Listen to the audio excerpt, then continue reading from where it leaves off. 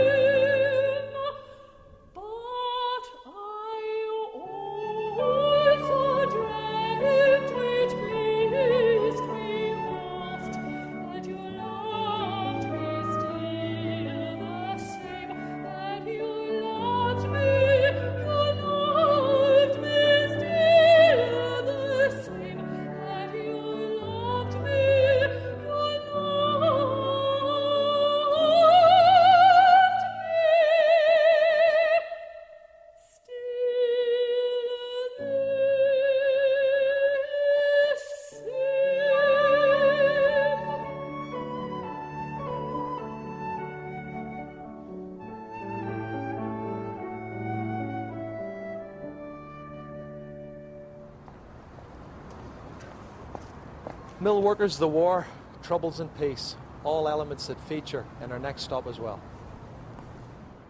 Conway Mill is one of the few buildings left of an industry that employed so many people, mainly women from both the Falls and the Shankill for so many years. Moya Hines is the manager of the Enterprise Centre there now and knows about the harsh conditions. They would have worked from 6 o'clock in the morning right through to 6 o'clock at night. They'd worked on a Saturday. The conditions within the mills obviously wouldn't have been very good. There was no such thing as health and safety in those days, certainly in the beginning times.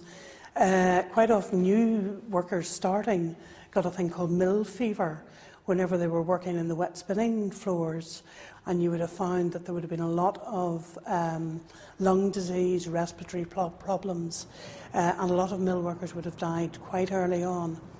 But at the same time there seemed to have been a great camaraderie between the workers. Quite often there would have been families. Somebody would have spoken for a sister, a daughter, a niece that would have come in. There would have been droves of women, rivers of women coming down both the Shankill and the Falls Road. At the west end of town, at the foot of the hill, there's a chimney so tall. This is Belfast Mill. But there's no smoke at all coming out of the stack, for the mill has shut down and it's never coming back. And the only tune I hear is the sound of the wind as she blows through the town. Weave and spin, weave and Nowadays, though, Conway Mill is once again busy with local businesses and artists. We've metal worker, jewellers, ceramicists, painters, just a whole range of different ones. We also have an education centre which provides education for adults and young people who are outside the regular school system. And in Conway Mill, during the summer months particularly, kids prepare paintings and murals not only for the upcoming West Belfast Féile or festival, but also for display all over the falls.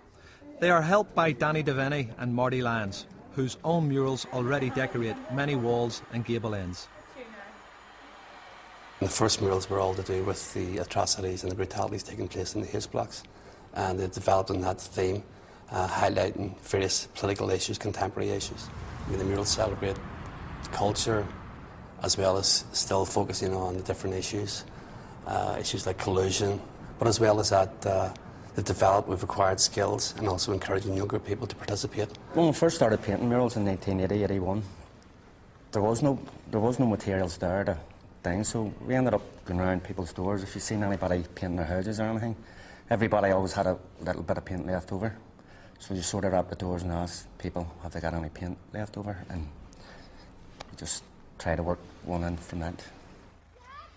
Sometimes we cringe when we hear the word artist, because it's not it's only in this last 10 years that people have actually started to focus on the real issues, and some of those haven't even been faced up to yet. So I think it's, what we would like to see, of course, is for a genuine peace and for the Good Friday Agreement and for compromise and for people to sit down and talk. Then, myself and Marty can go off to the south of France and we can paint sunflowers. We would run the like of a tour operation where we would bring tourists in and bring them around various parts of West and North Belfast and show them where the real trouble spots in it. But you would get the one stand about the road here but stop you and say, we'll give you £1 for driving us up to show us the murals on the walls.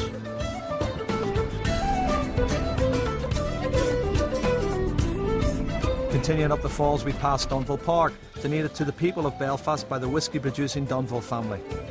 Its fountain is believed to have been made by the famous ceramic factory Royal Dalton. And then the renowned Royal Victoria Hospital. Its role in trauma care, especially during the Troubles, has made it famous around the world. I give them plenty of business in my days playing hurling and GAA and soccer, and I'm sure I sent a few customers into them as well. Yeah, that's right. Well, if the Royal is world famous, then just across the road from there, St Dominic's Grammar has produced some really famous people. The Irish President, Mary McAleese, was once a pupil there. Just alongside it at St Rose's, Angela Feeney, who we saw earlier, she started her career off there. And right alongside me here, we have St Paul's Church, where I was once a singer in the choir. But it's time to move on. I spent a lot of time in the lower falls, steeped in history and troubles, but here in Beachmount, this is where I call home.